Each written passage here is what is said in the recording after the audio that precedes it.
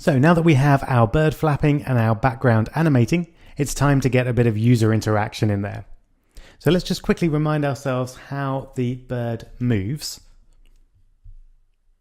So when we tap, that gives the bird a jolt. So tapping moves the bird up, and then if we don't tap, the bird moves down as if by gravity.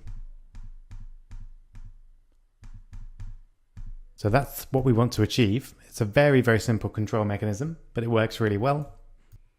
And we add this movement to the bird by setting a bird.physics body. And this essentially allows us to apply the rules of physics to a sprite, so specifically gravity pulling the sprite down.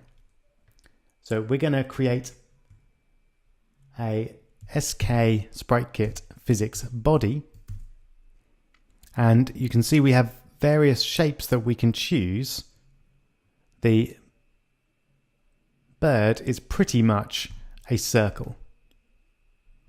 So I'm going to choose a circle of radius, and the radius is the length from a center of a circle to the edge. So that's going to be roughly half the height of the bird. So if we get the height of the bird texture,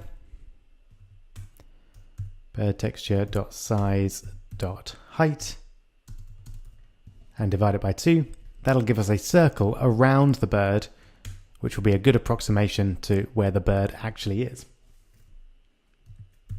And then we can set the bird physics body to be what is known as dynamic by setting that to be true. And actually we can force unwrap that because I've already defined the physics body up here, and I know that that will work. So setting a body to be dynamic in that way essentially means that gravity will apply to it, so it'll get pulled down by gravity. So let's have a look at that in action. We should just see the bird disappearing from the screen pretty quickly. It'll disappear down, and there it goes. So it's gone. All right. So one problem we're going to have is that it's quite difficult to control the game if you have to tap immediately that the game is loaded to stop the bird falling off the bottom of the screen. So what I'm going to do is move this is dynamic to touches began. So it doesn't actually start to get affected by gravity until the user touches the screen. But when the user does touch the screen, we also want to give the bird a little jolt upwards. And we do that by taking the bird physics body and applying an impulse to it. So an impulse is like hitting a ball with a bat. It essentially just moves it in the opposite direction. And we create an impulse with a CG vector. And our CG vector is not going to have any effect in the X direction, but it's going to have an effect in the Y direction. And let's go for an effect of about 50 pixels. We'll shift it 50 pixels upwards. Let's have a look and see it in action. Oh yeah, missed a bracket there.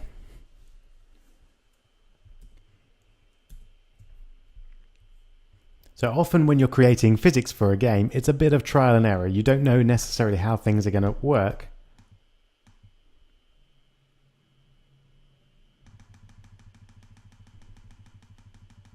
Until you run them. So this SK physics body will do two things. First, it will give us a circle which will tell us roughly where the bird is, so we can use that for collisions later on to work out whether the bird has collided with something else. But it will also give it gravity. So let's just quickly see that in action. We should see that as soon as we load the game, the bird will drop out of the sky and disappear off the bottom of the screen. Here we go, and there he goes. There's our bird. So the first change I'm going to make is moving that command into touches began so that we don't have to predict when the game is going to run and then tap frantically to stop the bird from falling off the bottom of the screen. We can instead wait until the user touches the screen to begin the game. Okay. We also, when the user touches the screen, we want to shift the bird up a bit. And we can do that with what's known as an impulse. So if we take our bird and physics body, which we can force unwrap because we've already created the physics body for the bird, and we want to apply an impulse. An impulse is like hitting the bird with a bat, something like that. It will move it upwards very quickly. And this is a CG vector. And we'll create it with a dx of 0 because we don't want it to move at all in the x direction, and a dy of, let's try 50. See how that works. So we should now find that when we tap, the bird moves upwards 50 pixels, which should start to give this feeling of the gameplay that Flappy Bird has. So let's give it a go. There we go. Excellent. So I can now move the bird up and keep him floating just by tapping. Okay, that's great, but it felt a little off. And I think that's because of the speed that the bird has.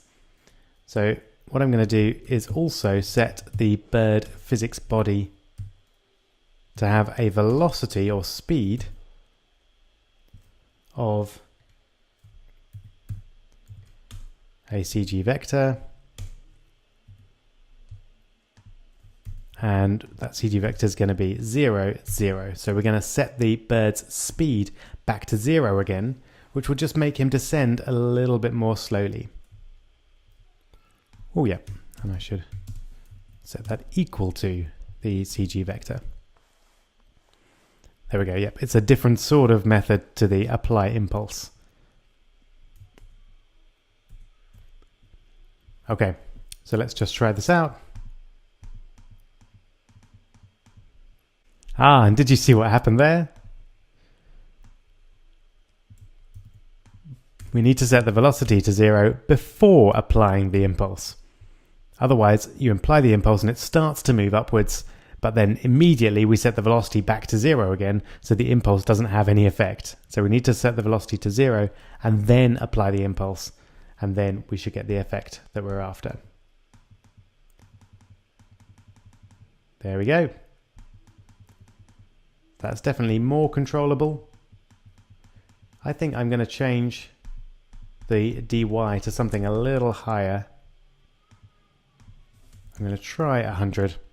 Feel free to play around with this and do it with any numbers that make sense to you. Obviously, changing these numbers makes the game a lot easier or a lot harder, or perhaps a lot funner or a lot less fun, depending on your point of view. So yeah, that works pretty well for me.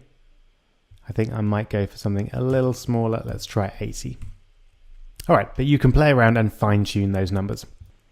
All right, a big problem with the game as it stands, of course, is that the bird will just drop off the bottom of the screen and in fact keep falling forever, or at least as long as the game is running, which is not what we want. We want a floor that the bird will then hit, and we'll know that the bird hits the floor, and we can stop the game and give the user their score. So how do we set that up? Well, we need another node to act as the ground, and then we'll test to see if the ground has collided with the bird, and if so, stop the movement of the bird. So let's create a variable called ground, and this is going to be just an SK node. So there's not going to be any sprite or image associated with it. It's just an object, an invisible object, essentially, that we're going to work with. And we're going to set the ground position, and we're going to create a CG point here, with an X and a Y. And going from the center of the screen, we want our ground to be at the bottom of the screen. So I'm going to use self.frame.midx for the X coordinate. And for the Y coordinate, I'm going to use minus self.frame.height divided by 2, which will move it down half the height of the frame and take it to the bottom of the screen. Then we're going to set a physics body for the ground. And this is going to be an SK physics body, as before. But this time, we're going to create it from a rectangle. And so it's going to have a CG size with a width and a height. And we want the width to be the width of the bottom of the screen. So that's self.frame.width. And the height is just going to be 1 pixel, because this is just going to be an invisible barrier, essentially, to stop the bird falling through the bottom of the screen. And if we want it to be an invisible barrier, then we want it not to move with gravity. And we do that by setting isDynamic equal to false. So this essentially means that the ground does not move. So specifically, it's not affected by gravity. So the ground stays in position. It doesn't fall out of the sky like the bird does. And then we just add the ground node to the view controller, and we're good to go. Ah yes, let's just change var to let there, as we're not changing the ground. All right, so let's give that a try. We should now find that the bird will still fall out of the sky, but the lowest he'll get is the bottom of the screen, and he'll rest there rather than fall out of the screen. And there we go. So at the moment, of course, we haven't got any advanced collision detection, in that we don't actually check for the bird to hit the ground and then stop the game, but at least we've stopped him falling out of the sky. All right, so we're making good progress. Next step then is to bring in our pipes. And the pipes obviously will move from right to left, and the bird will have to try and fly through them. This will add a new challenge because we're going to be spawning pipes or creating them constantly throughout the game. And we'll see how to do that in the next video.